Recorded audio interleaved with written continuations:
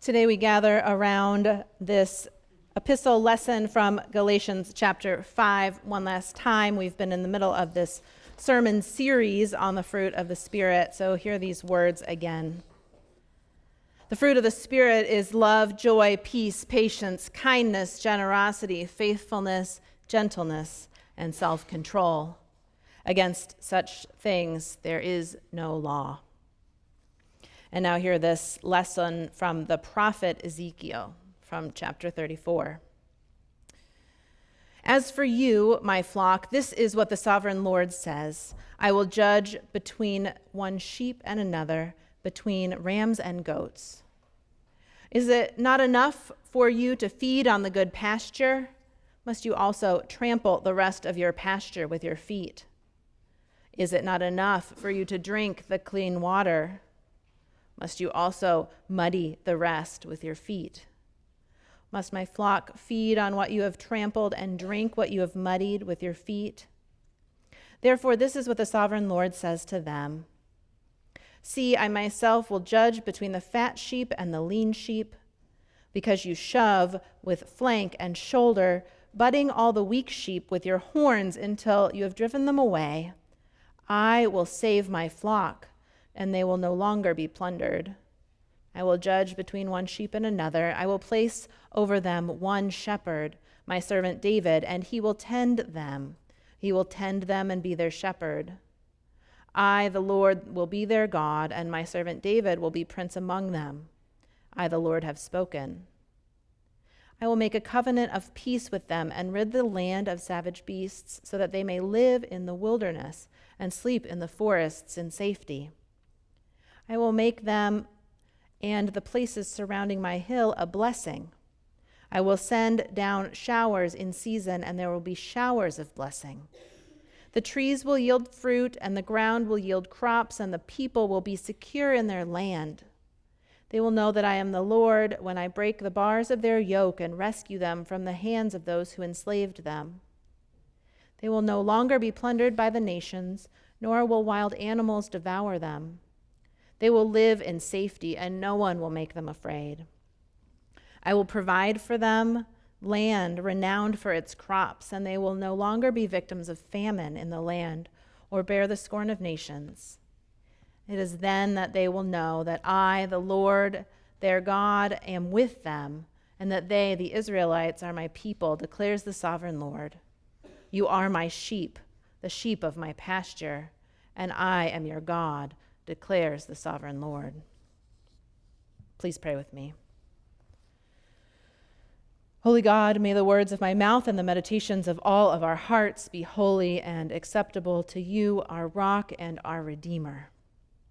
Amen. Self-control is our final facet of faithfulness in this summer sermon series. Somehow it's hard to know exactly how to be faithful in this complicated world, and I think this sermon series has offered me, at least, and hopefully you, a chance to turn over in my hand this many-sided jewel that can be and is a lifelong relationship with God and neighbor and self. Love, joy, peace, patience, kindness, goodness, faithfulness, gentleness, and self-control each offer us that dual gift of promise and struggle, of challenge and innate treasure. And while there's something natural and human about each of these facets of faithfulness, it does seem as if self-control is one of those that each of us wrestle with and experience in a heightened way. Self-control is a close cousin to self-discipline and is married to willpower.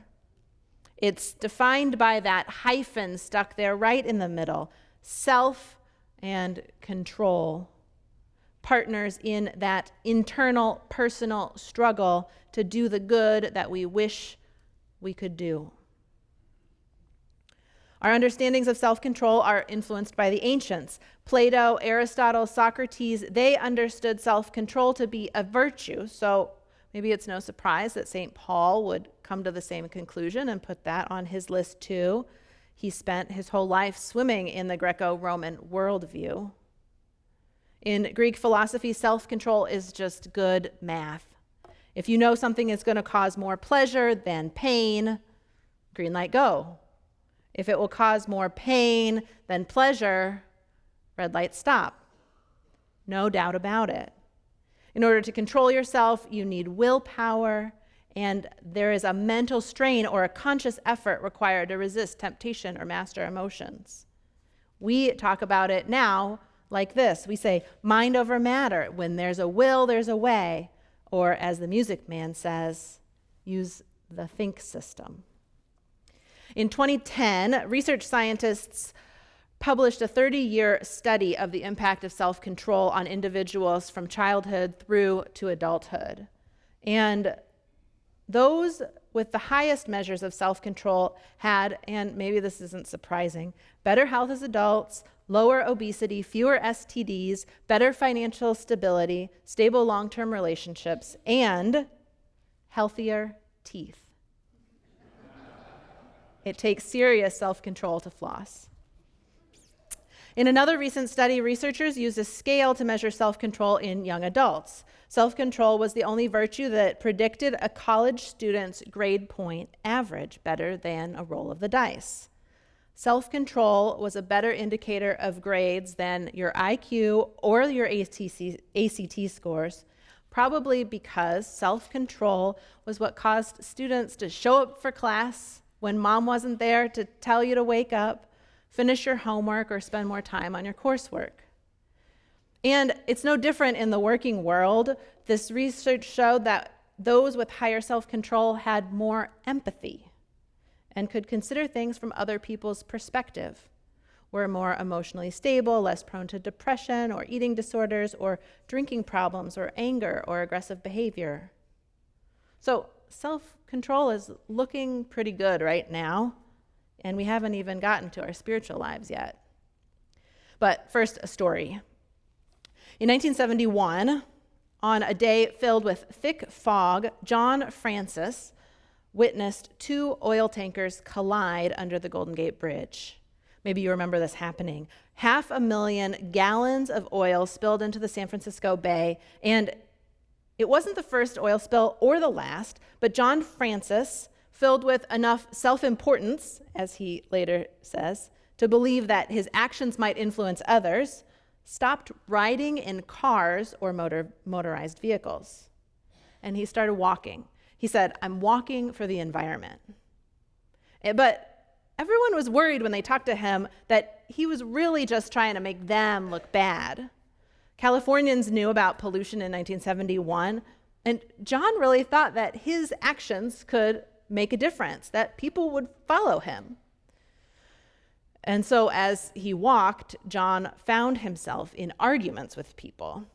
He argued so much, and maybe you know people like this, argumentative people. He argued so much that he decided to give up talking for just one day. So he woke up and he was silent. At the breakfast table, he was silent. As he walked, he was silent. And he'd never been silent before. And in the silence, he began listening. He'd been an argumentative kid, but now at 27 years old, he spent the day in silence and realized that he had never really listened before.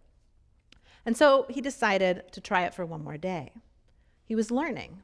Listening let him learn. So he stayed quiet another day, and then another day, until one day he decided that he would stay quiet for the whole year until his 28th birthday. And then that 1 year turned into 17 years. He learned, he listened, he played the banjo, and he walked. He still wasn't riding in motorized vehicles. He wrote in a journal, and he read as many books on the environment as he could get his hands on.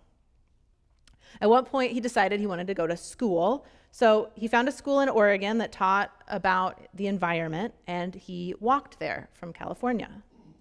He showed up at the registrar's office, still silent. He'd figured out how to communicate with a combination of kind of made-up sign language and writing things down. He was still silent. He was not riding in cars, and they said, "Yes, we have a program for you. We can make this work." So he graduated in 2 years with a bachelor's degree, and that summer he wrote a letter to, University of Montana, and he said, I'll be there in 2 years. And it took him those 2 years to walk to Missoula, Montana, where he enrolled in a master's degree at the University of Montana. When he graduated with his master's degree, his dad came to his graduation ceremony and asked him what he was going to do with this master's degree now, and a pocket full of silence, because he still hasn't said a word. And so John threw on his backpack and started walking, and he went to the University of Wisconsin. And this time, he worked on a PhD, working on a dissertation, and writing about oil spills. And no one in the country at the time was writing about oil spills. No one cared. No one was paying attention. And then there was Exxon Valdez. Even though he was still silent, John Francis became the leading voice in oil spills at the time. He was hired by the Coast Guard after completing his PhD, and he wrote our oil spill regulations in the United States. And in light of all of this, he was named a UN Goodwill Ambassador. Now, today, he jokes about all of this, saying, I wouldn't have listened if someone had told me 17 years ago, hey, John, do you really want to make a difference? Get out of your car and start walking east. And after I walked off a little bit, they'd say to me, yeah, and shut up too. But that's exactly what he did. He started walking east, and he closed his mouth, and he started listening. For John Francis, walking instead of driving in the car was self-control for the sake of the earth. And for John Francis, remaining silent was self-control for the sake of listening. This was self-control not for the sake of some personal gain, wealth or beauty or happiness, but self-control for the sake of others. Selfless self-control. Self-control is by no means easy. Odysseus, if you know this story, knew not to trust himself and tied himself to the mast as he sailed past the sirens. And who's ever had a swear jar and filled it with dollar bills, $1 per profanity? Or do you have an accountability partner or a friend who you work out with because you know otherwise you're not going to go? As the proverb says, if you want to go fast, go alone, but if you want to go far, go together. Our phones, they have these built-in accountability systems too. Have you set up a time limit on your social media usage? It's easy to become complacent or make excuses or just plain give in to temptation. And while there are individual and communal aspects of each of the fruits of the Spirit, and each of us have our own areas where we need more individual self-control, social scientists say that the evolutionary value of human traits is that self-control is distinctly social. It's about all of us together, not each of us individually. Self-control helps primates as social beings get along with the rest of the group. And because they depend on one another for food that they need to survive, evolution favored those with self-control who could resist the urge to eat all the food immediately. So baked into our DNA is this kind of self-interested self-control, a survival of the fittest kind of self-control. But selfless self-control, I think, is at the heart of this facet of faithfulness, something a little bit different than just the evolutionary self-control that social scientists talk about. So self-control for the sake of others, not self-control for the sake of our own well-being.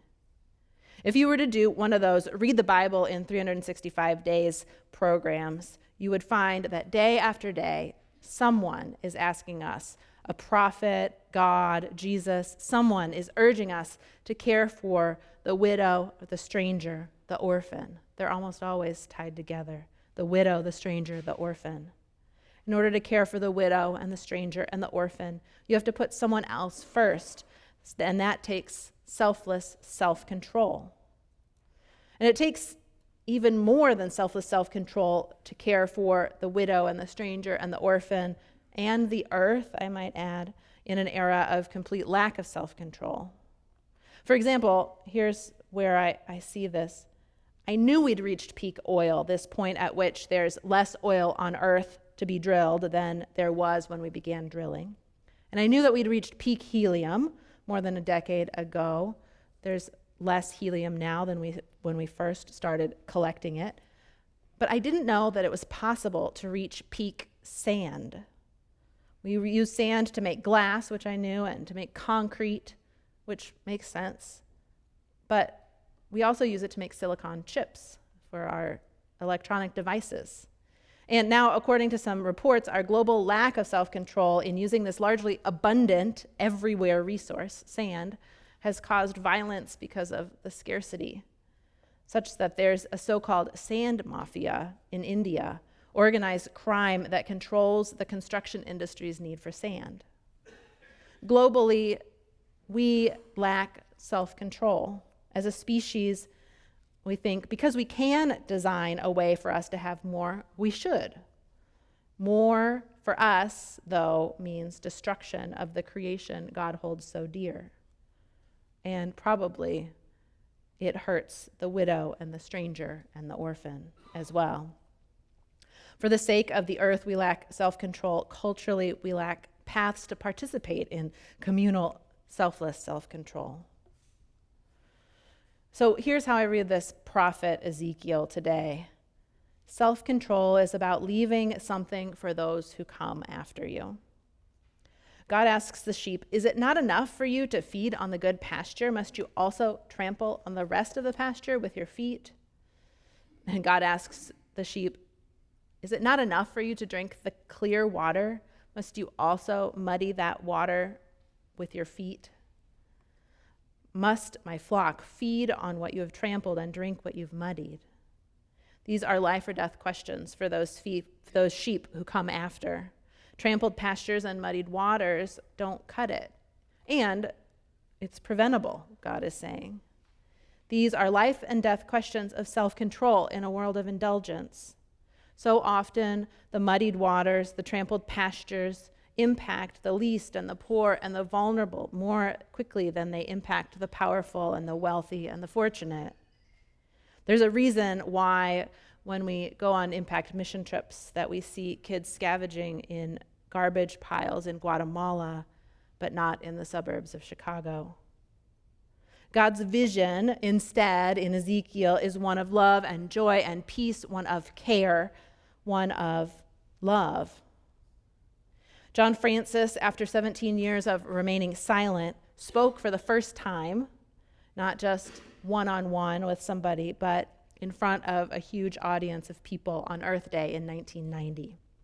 And when he finally did open his mouth, he said that he realized that the way that we treat the earth is directly synonymous with the way in which we treat our neighbor. In other words, we will walk gently through the pastures if we love our neighbor. We will use self-control and not trample and muddy the waters if we are trying to care for the widow and the stranger and the orphan. And in turn, such gentleness, such self-control for the sake of our neighbor will impact how we care for the earth. Self-control is really hard. And it's even more difficult when we're talking about the kind of communal, shared vision for selfless self-control that can make an impact this world over. So I wonder if it's possible that St. Paul put self-control at the end of this list because he knew that we needed those other 8 facets of faithfulness in order to really live in to self-control. That we would first need love for one another, because selfless self-control must be rooted in love for neighbor. That we need joy, because selfless self-control is hard. It might not always feel joyful, and so we would need to partner with joy for the way to be clear. And that we'd need peace as we sought self-control, because selfless self-control will upset the social order. And when people's place in this world feels threatened, even if it's for the sake of someone that they love, their neighbor, then peace will be imperative. We need love and joy, peace and patience, kindness and generosity, faithfulness and gentleness in order to live under all that is hard about that sacrificial, selfless self-control. I don't necessarily have any answers about how to move forward toward that deep love for neighbor rooted in selfless self-control, but I do know that through prayer and with God's help, there is a way forward nonetheless. May God be with us in all that is difficult and all that is beautiful and all that is life-changing and all that is possible with self-control. Let us pray. O God, through the lure of love, you conquer all in us that is out of control. And so we ask today, change our way of seeing and give us a path towards life. Move in us with those dual imperatives of urgency and peace, and do not deny our own potential to live attuned to your Spirit. Call to us, O God, as we call to you, as we sing your praise. Amen.